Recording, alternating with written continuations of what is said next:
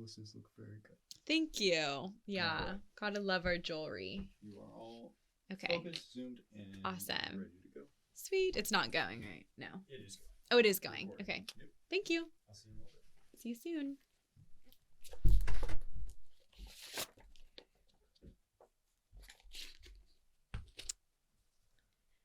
Hello. Welcome back. This is Zaya ASMR. And today I thought we would have another nerding out moment.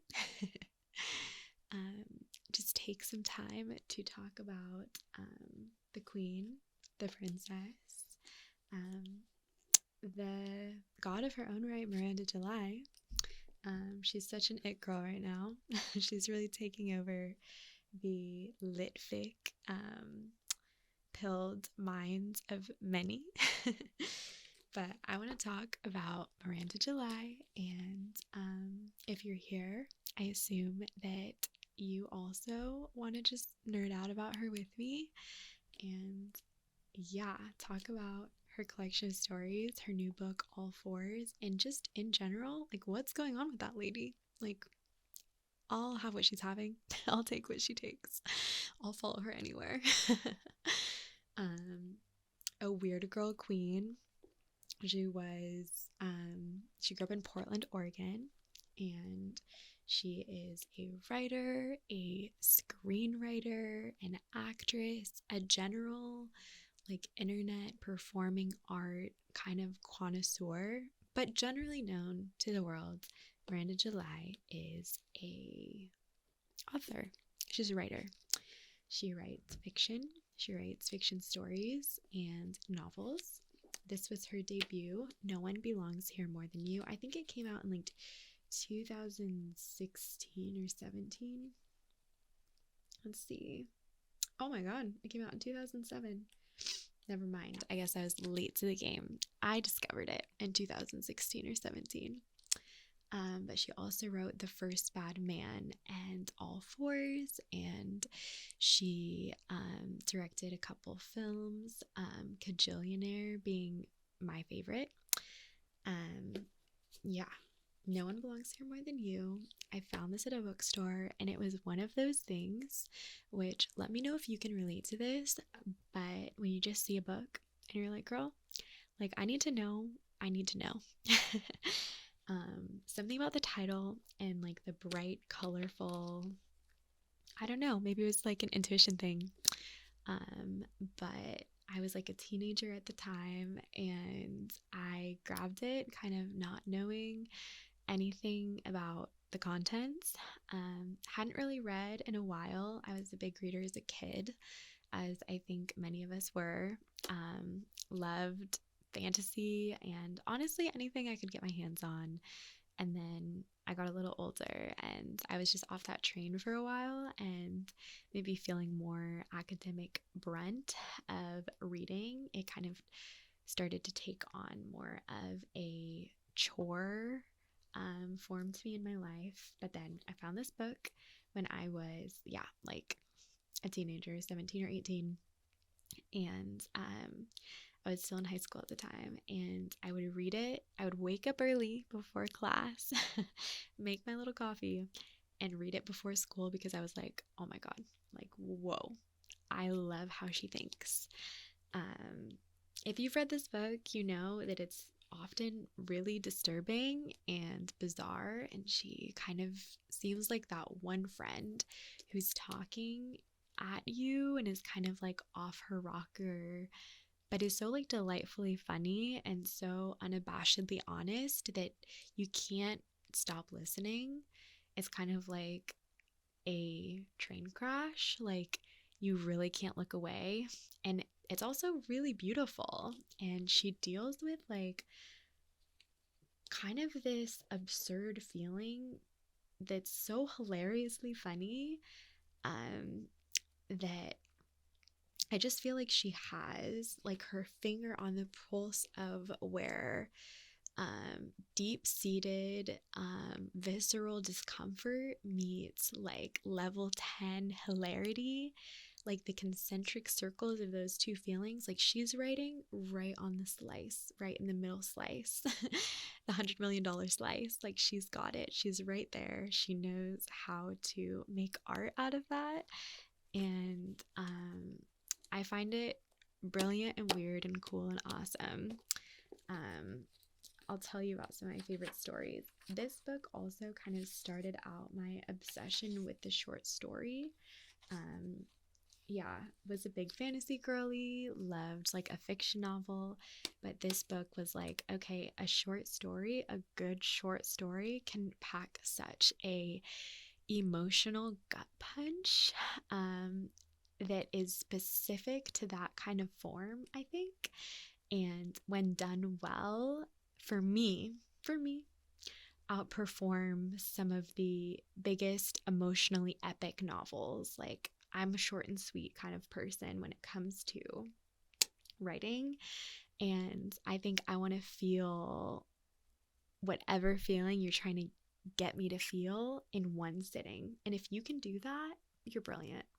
That's how I feel. If you can get me to feel the visceral discomfort, level 10 hilarity, duality in one little sitting in one little cup of coffee, like you know what you're doing. And Miss July knows. Yeah, I'll tell you a little bit more about what my favorite stories in this book are. And we'll talk about them and also just continue kind of the July cinematic universe and what July heads everywhere are kind of on about right now, because it's somewhat of a renaissance.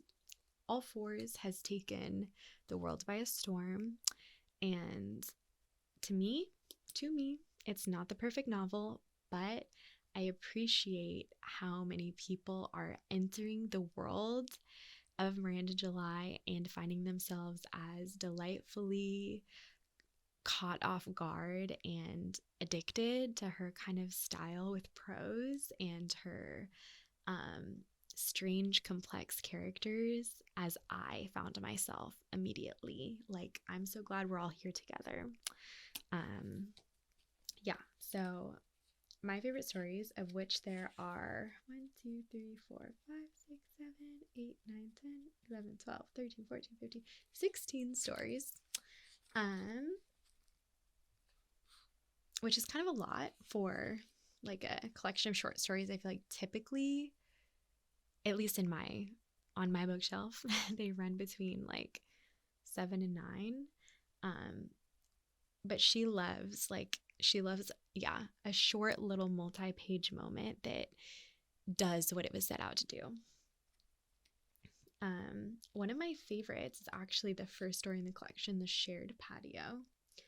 And if you're here and you found yourself here, and you haven't read this nor any of July's work, hi, I'm so glad you're here. You don't have to read this, but you totally can. And if you do, you can come back and we can just be like connected on another level. But I'll tell you a little bit about some of the stories that I loved. And if they are intriguing to you, I recommend you to go to your local bookstore or library and pick this up and see how it makes you feel. I'm not saying that this book is going to necessarily bring like crazy amounts of joy. It's, like I said, often disgusting. If you've read Otessa Moshfegh, they can like run in the same fields of, they talk about the bowels and the disgust of often like complicated female characters that can be neurotic and obsessive and flawed, but in a way that definitely supersedes that one character archetype and feels universal. Yeah, so story number 1, The Shared Patio, is about this woman who, if I'm remembering correctly, she like works at some kind of printing firm. Don't know. They always have like weird, cool it girl jobs. But that's aside. She lives in an apartment where she shares a patio with her neighbors, and her neighbors are this couple that she knows little to nothing about, but develops kind of this kind of manic, obsessive chart system about making sure she's spending as much time on the patio as they are. So if she sees them on the patio, she's like, it's a shared patio. That means I have to spend time on the patio. And it doesn't come from a place of like genuinely wanting to like patio out, but more of this kind of like almost like OCD compulsion to like rebalance the energetic flow of the patio between them and like not come off as like a wimp who doesn't like enjoy the patio as much as them. Like she's like posturing for them kind of. Yeah. And then at one point she ends up on the patio with the dude in the story, and he has like a medical emergency, and the choices that she makes are really weird and really off-putting and really interesting. Like they're both kind of having a psychic break kind of thing.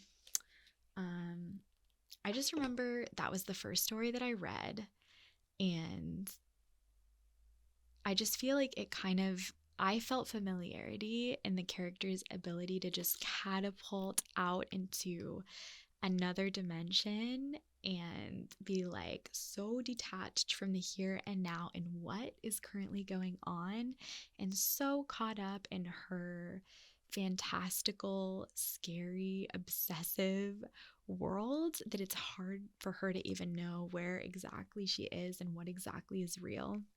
Many of July's characters like are very yeah, their idea of real, their experience of reality is incredibly bizarre and relatable because we all have different versions of reality and we all interact with it differently.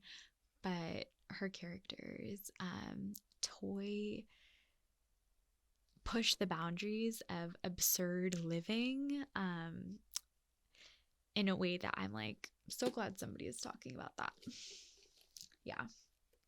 But loved the shared patio. The swim team is this woman who lives out in the middle of nowhere, and she like works with old people. I don't remember. I think it was like some kind of like assisted living, like senior kind of situation.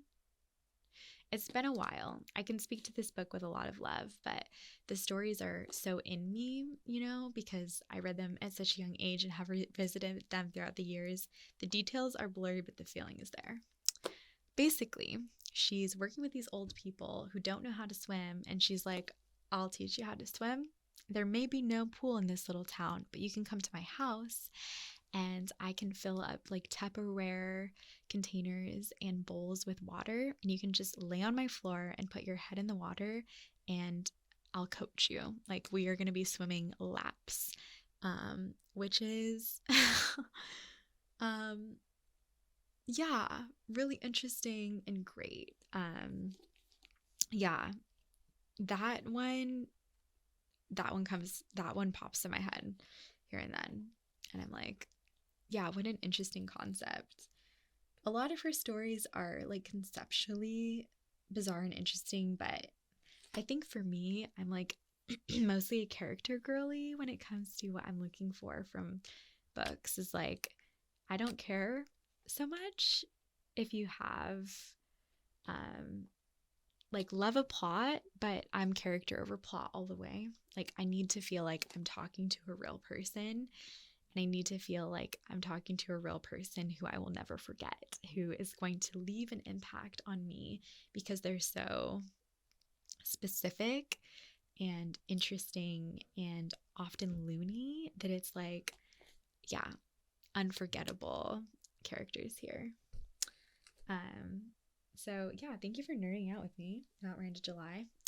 I want to talk about her book, and her newest novel, All Fours, and talk about some of the almost like horror elements of hormonal changes in menopause that is kind of an undercurrent through that novel, and talk about literary fiction and continue this conversation. So, if you're here with me in this moment, thank you so much for being here. I'm so grateful that you listened to me talk about Miss July, and I hope you liked it. I hope you read it, or if you read it, let me know what you thought.